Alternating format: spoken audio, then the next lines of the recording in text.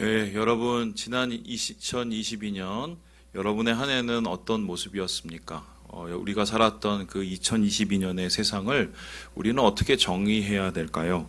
저는 여러 가지 단어와 여러 가지 말로 설명을 할 수 있겠으나 특별히 한 단어가 떠오릅니다. 다름 아니라 두려움 혹은 불안감이 아닐까. 왜냐하면 세상이 말 그대로 뒤집혔습니다. 보시는 것 같이 우리를 두려워하는 이러한 세 가지의 대표적인 것들이 있었는데요. 이 첫 번째 것은 보시는 것 같이 바로 이 코로나의 위기였습니다. 3년이 지나도 아직도 그치지 않고 오히려 또 새로운 바이러스들이 원숭이 두창이나 이런 게 계속 또 발생하고 앞으로 또 어떤 것이 이루어질지를 점칠 수 없는 이제 상황이지요.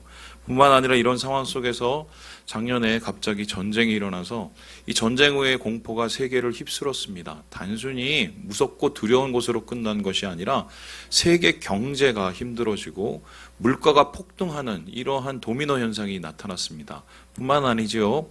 우리가 이미 예상할 수 있었고 또 예상해왔던 일이 지구 곳곳에서 벌어졌는데 보시다시피 기후의 변화로 인해서 지구온난화로 인해서 끊이지 않는 산불과 홍수와 여러 가지 자연재해들이 벌어지고 있는 상황입니다.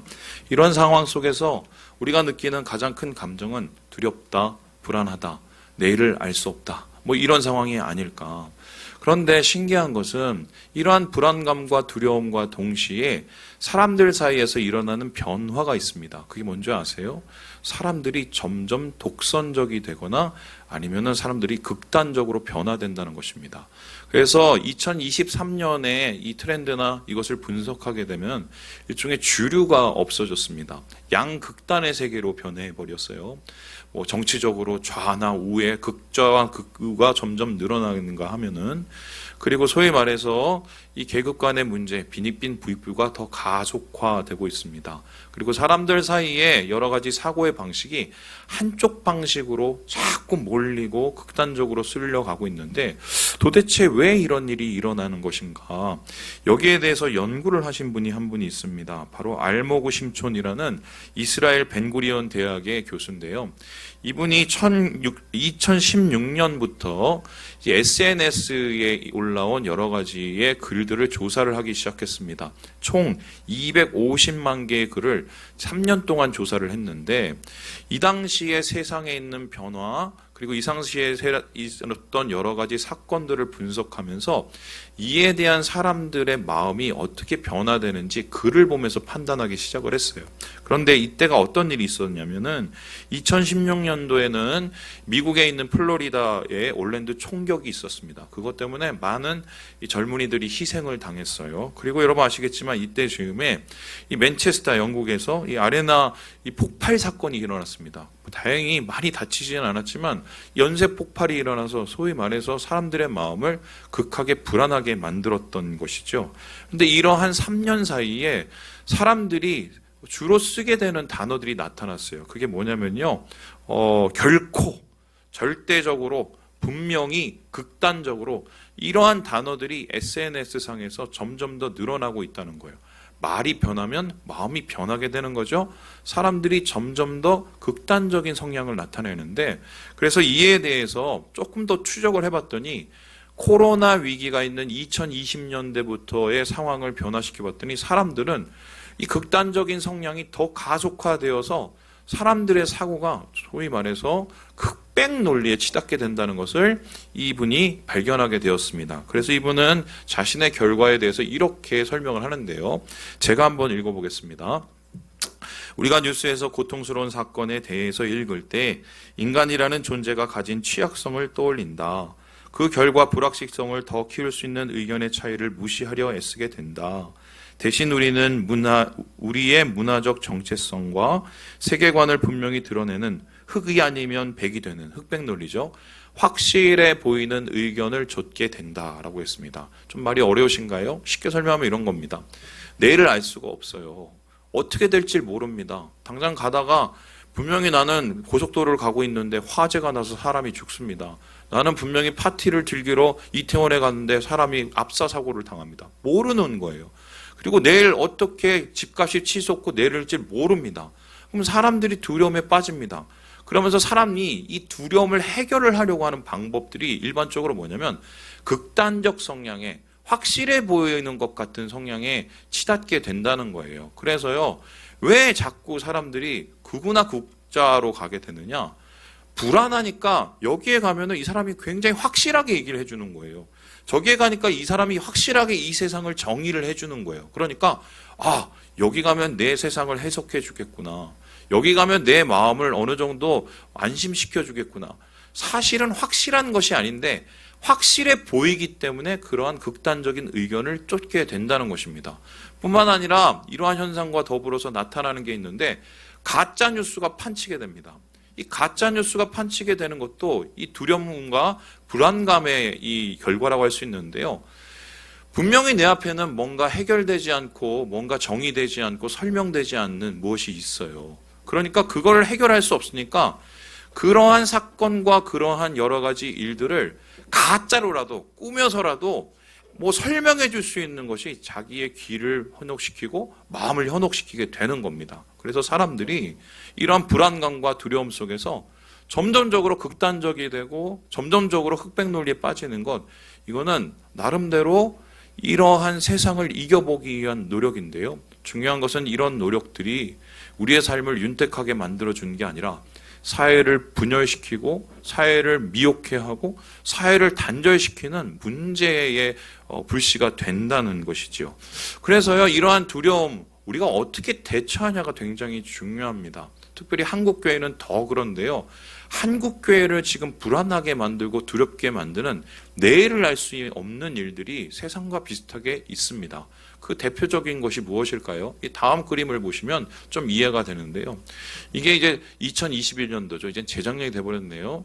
이 성결교단이라는 이 교단에서 이 최근에 한 10여 년의 이 데이터를 조사를 해봤습니다. 교인수, 이 성결교단 교인수가 얼마나 감소되고 있는가, 이 세례 교인수가 얼마나 줄어들고 있는가, 어린이부 청소년부 숫자가 얼마나 줄어들고 있는가, 새신자 수가 얼마나 줄어들고 있는가 살펴보았더니 다음과 같이 점점점 생각보다 굉장히 많은 가파른 하락세를 가지고 있고요.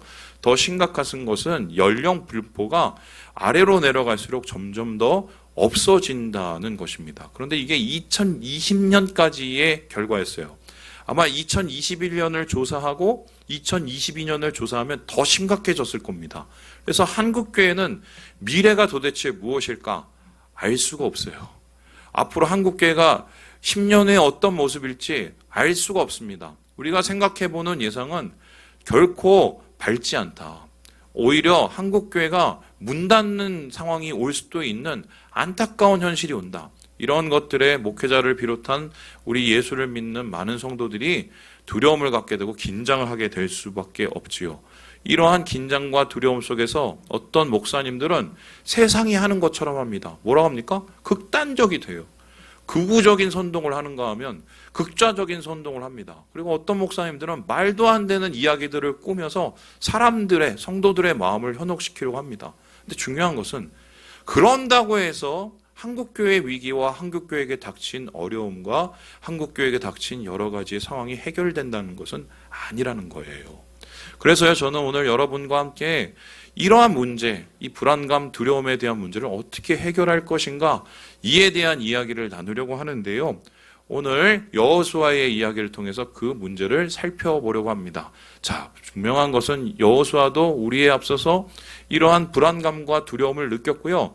이 두려움이 결국 점점 더 증폭되어서 자신을 지배할 수 있는 상황까지 이르게 됩니다. 그렇다면 그가 불안감을 느끼고 두려움을 느꼈던 이유는 무엇일까요? 우리 함께 2절의 말씀을 같이 한번 읽어보겠습니다. 시작! 내 종 모세가 죽었으니 이제 너는 이 모든 백성과 더불어 일어나 이 요단을 건너 내가 그들 곧 이스라엘 자손에게 주는 그 땅으로 가라.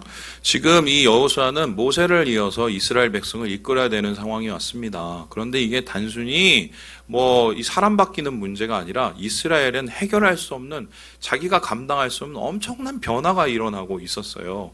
2절을 비롯해서 이 여러 가지 말씀을 살펴보면은 여호수아와 이스라엘 백성이 겪은 그 변화, 그 두려움의 원인을 찾을 수가 있는데요. 세 가지로 이해해 볼 수 있습니다. 다음과 같은데요. 이 첫 번째는요, 이스라엘에는 세대를 교체해야 되는 시기가 왔습니다. 그 전까지 이 광야를 함께 걸었던 사람들이 거의 죽거나 아니면 노쇠해졌습니다. 그래서 이제는 새로운 세대들이 주류가 되었어요. 광야의 시대에서 그것을 잘 버텨내긴 했고 거기서 태어났긴 했지만 세대가 교체되면서 어쩌면 이들은 자기가 경험해 보지 못한 세상을 앞두고 있는 것입니다. 여러분, 세대 교체가 굉장히 중요하죠. 한국 교회가 자꾸 문제가 생긴 이유 중에 하나도 세대 교체가 제대로 되지 않기 때문이라는 거 아시죠? 어떤 분은 세습을 하던가 어떤 분은 편법적인 방법으로 교회를 끝까지 놓지 않는 것 때문에 한국 교회의 건강함이 아주 문제가 생기게 되었는데요. 이스라엘은 이 세대 교체를 제대로 해결하지 않으면 어떻게 됩니까? 앞으로 위기와 두려움을 대처할 수 없는 상황 가운데 닥치게 되었다는 것입니다. 두 번째로 이스라엘에 어떤 변화가 왔습니까? 사역이 변화되고 있습니다. 이전까지는 광야의 사역인데 이젠 가나안의 사역이 이어지고 있습니다. 광야의 사역은 무엇입니까? 일단은 버텨내는 겁니다. 견뎌내는 겁니다. 살아남는 겁니다. 가나안까지 가는 겁니다. 그래서 지리한 하루하루의 싸움이 이어집니다. 그 싸움에서 자기 마음을 지켜내고 자기 자신을 지켜내고 믿음을 지켜내는 게 참 어려운 일이었죠. 그런데 그 어려움은 이제 끝이 났어요. 오히려 그들 앞에는 이 풍성한 젖과 꿀이 흐르는 가나안이 있었습니다. 문제는요, 이제 광야의 생활과 광야의 싸움이 아니라 새로운 사역이 일어나는데 이제는 칼 들고 창 들고 주먹 쥐고 가서 그 가나안을 정복해야 되는 새로운 싸움이 벌어지게 된 겁니다. 광야는 버티면 되지만 이제는 싸워야 됩니다. 적이 어떤 사람들인지도 모릅니다. 거기에 어떠한 큰 정수가 있고 어떠한 큰 두려움이 있는지 알 수가 없습니다. 싸워본 경험이 없는 사람들입니다. 그런데 그런 사람들이 광야 생활 끝나고 나서 이제 요단강 앞에 서서 그 앞에서 싸워야 되니 이들의 마음속에 있는 두려움이 얼마나 컸는지 우리가 이해할 수 있겠지요. 마지막으로 이스라엘이 지금 당하고 있는 큰 변화는 리더십이 교체되고 있다는 겁니다. 여러분, 지금 우리 대통령 바뀌고 나서 무슨 여야 간에 계속적으로 마찰이 일어난 거 보고 계시죠? 이것이 어제 오늘 일이 아닙니다. 지난 정권도 그랬습니다. 지지난 정권도 그랬습니다. 항상 보면은 리더의 교체가 사회의 불안과 두려움을 야기시키는 거지요. 그래서 가장 좋은 정치, 가장 좋은 이 체계라고 할 수 있는 이 민주주의가 왜 다른 정치에 비해서 안정적이냐면 사람들의 국민의 손으로 뽑아서 정권을 교체할 수 있다는 건데요. 이 민주주의마저도 리더십 교체로 인한 위기가 계속적으로 일어나는 한계 상황이 지금 나타나고 있는 것이죠. 그런데 이 이스라엘의 상황은 우리의 상황보다 훨씬 더 어려웠습니다. 왜냐하면 모세였기 때문이에요. 전임 사역자가 모세인데 그 모세는 출애굽을 기획하고 출애굽을 이끌고 완성시킨 말 그대로 이스라엘의 영적인 리더이자 대표적인 리더였습니다. 근데 이 사람이 없어요. 그를 따르던 사람들의 마음이 불안합니다. 여호수아가 물론 있지만 모세와 비교를 하고 모세와 견딜 수 없는 영적 차이가 보이지요. 이런 상황 속에서 리더가 됐어요. 여호수아는 이제 세대도 바꾸고 사역도 바꿔야 됩니다. 싸워야 됩니다. 모세는 없습니다. 그러니까 자기의 한계를 느낄 수밖에 없죠. 그 마음속에서 두려움이 옵니다. 불안감이 옵니다. 어떻게 하지? 어떻게 하지? 이 상황을 어떻게 하지? 이때 하나님께서 여호수아에게 말씀하신 것이 있습니다. 우리 같이 한번 읽어볼까요? 같이 읽어보겠습니다. 시작! 강하고 담대하라. 오늘 우리에게 주신 이 말씀, 강하고 담대하라는 이 말씀을 여호수아에게 동일하게 주신 것입니다. 지금 그의 마음을 너무 잘 알고 있기 때문입니다. 어떻게 무너져 있고 어떻게 쓰러져 있고 어떻게 망가져 있는지를 너무 잘 알기 때문에 그에게 가장 필요한 게 강함, 담대함이라는 것을 알 수 있습니다. 그렇다면 강하고 담대하라는 뜻은 무엇인가요? 이것은 흔들리지 않는 것입니다. 이것은 요동치 않는 것입니다. 주먹을 쥐는 것입니다. 내가 모자라지만 싸우려고 다시 나아가는 것입니다. 이러한 일들을 하나님께서 하라고 얘기하셨는데요. 사실 여호수아는 그럴 수 있는 상황도 자격도 능력도 안 되었습니다. 그럼에도 불구하고 하나님께서는 여호수아에게 아니야, 괜찮아, 강해, 담대해, 버텨내, 싸워, 흔들리지 마, 이렇게 이야기를 하고 있어요. 하나님께서 여호수아에게 이처럼 강하게 강할 것을 담대할 것을 요청하고 강권하신 이유가 무엇일까요? 오늘 말씀을 보면은 여호수아가 담대할 수 있는 이유, 여호수아가 용기를 낼 수 있는 이유, 이 모습을 보고 우리가 담대할 수 있는 이유, 불안과 두려움 속에서 세상을 이겨낼 수 있는 이유를 찾게 되는데요. 그 이유를 세 가지로 정리를 해봤습니다. 우리 첫 번째 같이 한번 읽어보겠습니다. 시작! 임재.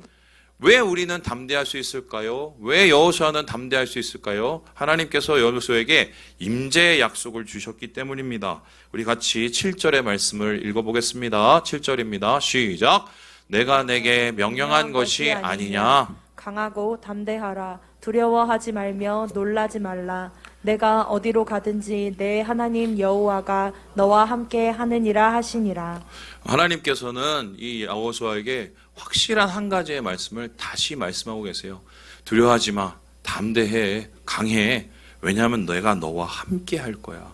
이 말씀은 모세 때에도 이 여호수아에게 계속적으로 얘기하신 거고요. 그리고 이 여호수아가 모세가 죽은 후에도 하나님께서 계속적으로 말씀하신 겁니다. 왜냐하면 우리의 두려움은 하나님이 함께 하실 때 사라지기 때문입니다. 사람들은 생각을 합니다. 아이고 불안해, 아이고 두려워, 이 문제가 해결이 되면 난 평안하겠지, 이 상황이 해결되면 나는 평안하겠지, 이렇게 생각을 합니다. 그리고 열심히 삽니다. 그 문제가 해결이 돼요. 저도 그런 거 많이 겪어봤거든요. 근데 웃긴 게요, 그거 하나 넘어서면 더 큰 산 나오던데요. 더 나를 불안하게 하는 게 나오더라고요. 그렇게 따지면 세상에서 제일 많이 가진 사람은 제일 불안하지 않을 테고 제일 평안할 텐데 그 사람도 불안해서 잠을 못 잡니다. 그 이유가 뭐겠습니까? 이 불안함은요, 상황의 문제가 아니라 우리의 중심의 문제이기 때문이에요. 이러한 불안함을 자신의 가장 절정기의 인생에서 겪었던 사람이 있습니다. 그 사람이 누구냐면 다윗입니다. 이 다윗은요, 언제 어떻게 죽을지 모르는 상황을 겪고 있었습니다. 왜입니까? 계속적으로 사울이 자기를 죽이려고 쫓아옵니다. 그래서 그 애를 피해서 달아날 때 블레셋에서 또한 이방 땅에서 자기를 또 해치려는 수많은 적들이 나타납니다. 그런 속에서 이 다윗은 피해가면서 마음이 곤고해지고 힘들고 괴로웠습니다. 내일을 알 수가 없으니까요. 어떻게 될지 모르니까 차라리 죽는 것이 낫다는 생각이 들었습니다. 이때 다윗은 그곳에서 무너지지 않았어요. 오히려 하나님의 평안을 참고 강하고 담대하게 되는데요. 그 이유를 다윗은 시편 118편에 다음과 같이 이야기합니다. 우리 같이 한번 읽어보도록 할까요? 시작! 여호와는 내 편이시라. 내가 두려워하지 아니하리니. 사람이 내게 어찌할까? 사람이 내게 어찌할 수 있는 상황, 두려워할 수 있는 상황, 내가 무너질 수 있는 상황이지만 그가 찾은 한 가지, 두려워하지 않아야 될, 담대할 수 있는 한 가지의 이유는 하나님이 누구 편이에요? 내 편이시기 때문이에요. 여러분, 하나님이 내 편입니다. 하나님이 내 편이세요. 박성민 편이세요. 하나님이 여러분 편입니다. 여러분과 함께 하십니다. 왜냐하면요, 하나님께서 그렇게 약속을 하셨기 때문이에요. 여호수아야, 걱정하지 마, 두려워하지 마. 내가 함께 한다니까. 내가 네가 어디 가든 함께 한다니까. 어느 때든 함께 한다니까. 그렇게 하나님께서 그에게 철석같이 약속을 하고 계세요. 이런 약속 똑같이 받은 사람들 있죠? 바로 예수님의 제자들입니다. 예수님이 가신대요. 아유, 가시면 우리 어떡합니까? 걱정하지 마. 내가 세상 끝날까지 너희와 함께하리라고 말씀하셨어요. 그리고 성령을 주시고 우리와 함께 하시는 삶을 하나님이 허락해 주셨습니다. 여러분, 어떻게 우리가 두려움을 이길 수 있겠습니까? 어떻게 우리가 불안감을 이길 수 있겠습니까? 하나님이 내 편이라는 이거 하나예요. 내가 동굴에 있든 사울에게 쫓기든 원수들의 내가 칼 앞에 서 있든 하나님이 내 편이면 우리는 강하고 담대할 수 있습니다. 하나님의 편에 우리가 속하고 하나님의 품으로 나갈 때 하나님이 우리를 붙잡아 주시고 보호해 주시기 때문입니다. 신앙의 성각자들, 신앙인들은 그렇게 버텨내고 이겨냈습니다. 하나님이 내 편이시라는 것 때문에 두려움을 이기고 다시 일어설 수 있었기 때문입니다. 둘째로 그렇다면은 여호수아를 담대하게 할 수 있었던 이유, 우리를 두려움에서 벗어나게 할 수 있는 이유는 무엇일까요? 우리 같이 한번 읽어보겠습니다. 시작! 말씀. 지금 임재에 의해서 하나님의 이 두려움에 대한 대처 방법을 가르치시는데요. 그건 다름 아니라 하나님의 말씀을 읽고 따르라는 것이었습니다. 우리 함께 7절의 말씀을 읽어보겠습니다. 시작. 오직 강하고 극히 담대하여 나의 종 모세가 내게 명령한 그 율법을 다 지켜 행하고 우로나 좌로나 치우치지 말라. 그리하면 어디로 가든지 형통하리니. 오늘 하나님께서 더불어서 여호수아에게 약속하십니다. 내가 너와 함께하고 네 편이 될게. 두 번째로는 그러니까 너는 말씀에서 떠나지 마. 말씀을 통해서 그 말씀이 네 마음속에 있게 해서 그 말씀을 붙잡고 있으면 너 안에 있는 두려움과 불안감을 쫓아내 주실 것이라고 이야기를 합니다. 제가 어제 이 말씀 준비하면서 한번 생각을 해봤습니다. 말씀이 정말 그런 힘이 있을까? 말씀이 정말 우리에게 그러한 신뢰와 그러한 담대함을 줄까? 솔직히 말씀드리면은 모든 사람이 말씀을 읽는다고 해서 모든 사람이 담대해지는 건 아닙니다. 모든 사람이 용기를 내는 게 아닙니다. 모든 사람이 불안감을 떨쳐낼 수 있는 것도 아닙니다. 말씀을 말씀으로 그냥 보면 말로 끝납니다. 하지만 말씀에 뭐가 한 방울이 들어가고 화학적인 영적인 결합이 일어나면 그 말씀은 그때부터 파워가 됩니다. 그게 뭐죠? 믿음이에요.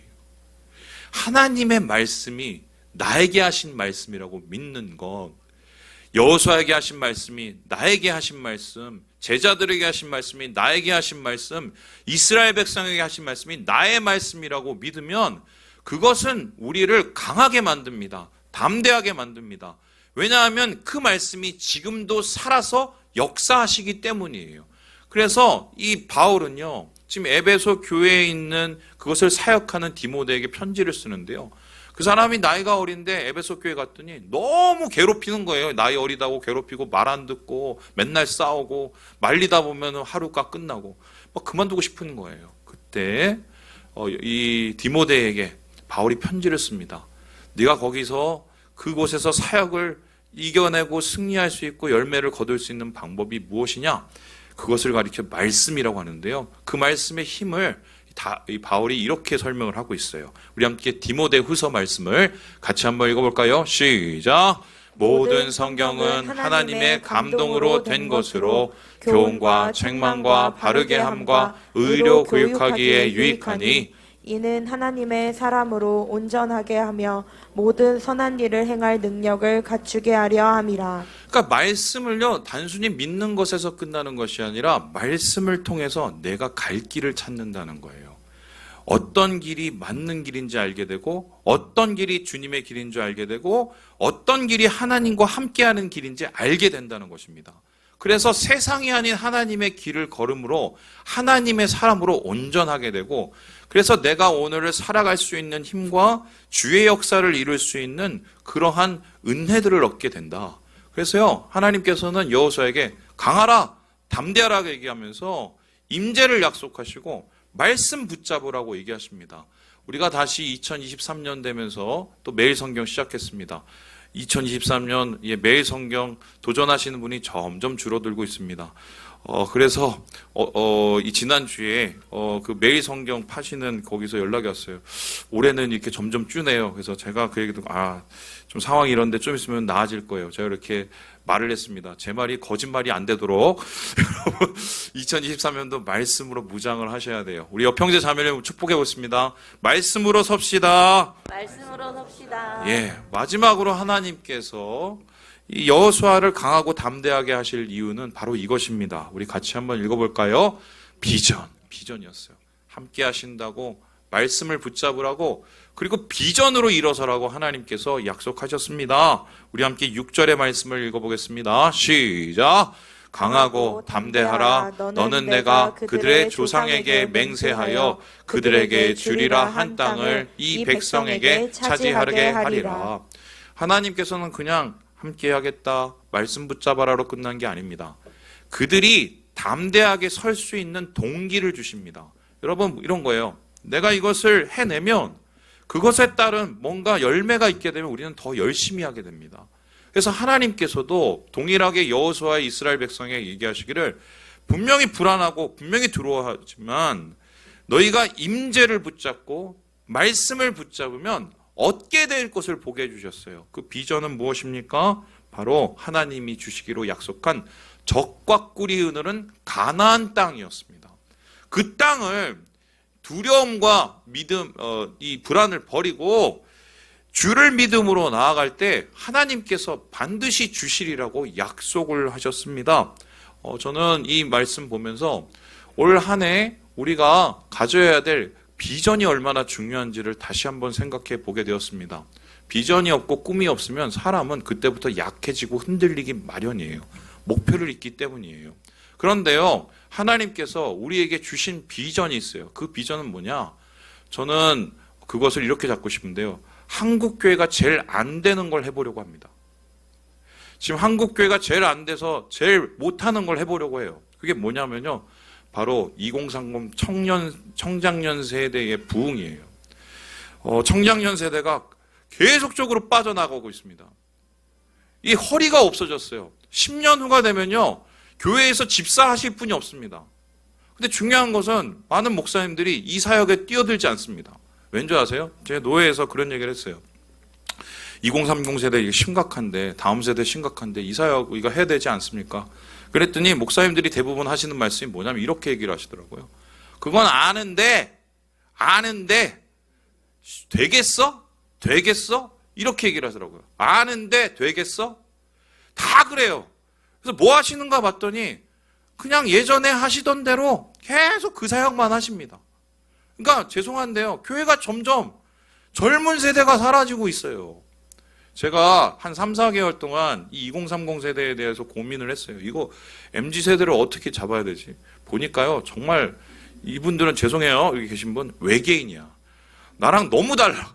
사고도 다르고 생각도 다르고 그래서 이거를 내가 어떻게 받아들이자 하다가 한 가지 해결 방법을 찾았어요. 왜냐하면 이건 받아들이는 게 아니라 품어줘야 되는 거예요. 예수님께서 제자들을 품어주셨습니까? 아니면은 받아들여 주셨어요? 끝까지 품어주셨어요. 나와 다르고 나와 모습이 좀 모자라도 품어줘야 됩니다. 그들만의 가치와 그들만의 세계 속에서 변치 않는 하나님의 복음의 본질을 주기 위해서였어요. 그래서 저는요, 2023년은 2030 이 세대를 위한 사역에 매진하려고 해요. 단순히 교회 부흥하려고 하는 거 아니에요. 교회 부흥 안 해도 돼요. 죄송한데 부흥하면 좋은데 안 해도 돼요. 의정부에 있는 청년들, 방황하는 청년들, 교회 떠난 청년들을 어떻게든 복음 전할 수 있는 방법을 제가 만들려고 올해 기를 쓸 겁니다. 여러분들 목사가 혼자 기 쓴다고 됩니까? 여러분들이 함께 동력해 주셔야 돼요. 여러분이 함께 동력해 주는 이유는요. 한국교회 위해서 그러는 거예요. 의정부에 있는 청년 살리려고 하는 거예요. 그래서요. 이러한 마음을 품고 하나님이 비전을 품을 때 안 되는 거 눈앞에 보이는 가난 어떻게 정복하겠어요? 했어요. 비전 품고 하나님 은혜에 나아갈 때 하나님이 그거를 열어주셨거든요. 그래서 하나님께서 그 땅을 차지하게 해주셨다. 여러분 말씀을 마치려고 합니다. 이러한 하나님께서 주신 땅에 대한 이야기를 할 때 꼭 우리가 짚고 넘어야 될 분이 한 분이 있어요. 그분이 누구냐면요. 바로 갈렙이라는 분이었어요. 여러분 갈렙은요. 이 당시 나이가 굉장히 많았어요. 왜냐하면 이제 정탐꾼 갔다 와서 40년 지나고 이제 거의 죽을 날이 다가왔습니다. 근데 이분이요. 갑자기 여호수아에게 나타나서 한마디를 합니다. 뭐라고 하냐면요. 이렇게 얘기를 해요. 우리 함께 14장 말씀을 같이 한번 읽어볼까요? 시작! 그날에 여호와께서 말씀하신 이 산지를 지금 내게 주소서. 당신도 그날에 들으셨거니와 그곳에는 아낙 사람이 있고 그 성읍들은 견고할지라도 여호와께서 나와 함께 하시면 내가 여호와께서 말씀하신 대로 그들을 쫓아내리이다 하니. 거긴 거인족도 있고 또한 견고한 성읍들도 있습니다. 그리고 이 갈렙은 늙었어요. 그런데 그 사람이 얘기합니다. 이 산지를 주세요. 아무도 안 가려고 했는데 그 산지를 달라고 그랬어요. 나이가 많은데. 그래서 여호수아가 의아했습니다. 왜? 그랬더니 갈렙이 얘기합니다. 내가 40년 전에 이스라엘 그 땅을 점탐할 때 그 땅을 밟으면서 하나님 앞에 기도를 했어요. 하나님 이 땅 달라고. 하나님이 나에게 약속을 하셨어요. 이 헤브론 땅 하나님께서 주신다고 약속하셨어요. 나는 내일 죽어도 이 땅에 갑니다. 하나님이 주신 이 비전 가지고 담대하고 나옵니다. 거기서 싸워서 내가 죽을지라도 주님이 주신 비전 안에서 내가 그 담대함으로 서겠다고 얘기를 했습니다.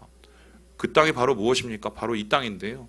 바로 갈렙의 비전인 헤브론 땅이었어요. 여러분 어떻게 됐을까요? 그 많은 연세에 이 땅에 가서 싸워서 이겨내요. 차지해요. 다른 사람들이 못한 걸 합니다. 왜요? 비전이 있었기 때문에. 강하고 담대했기 때문에.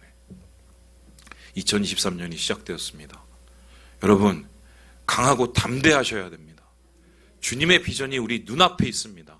하나님의 비전을 품고 교회를 살리고 한국교회를 세우며 청년들을 세우시는 우리 사랑하는 우리 모든 3.1가족 되시길 주님의 이름으로 축원합니다. 기도하겠습니다.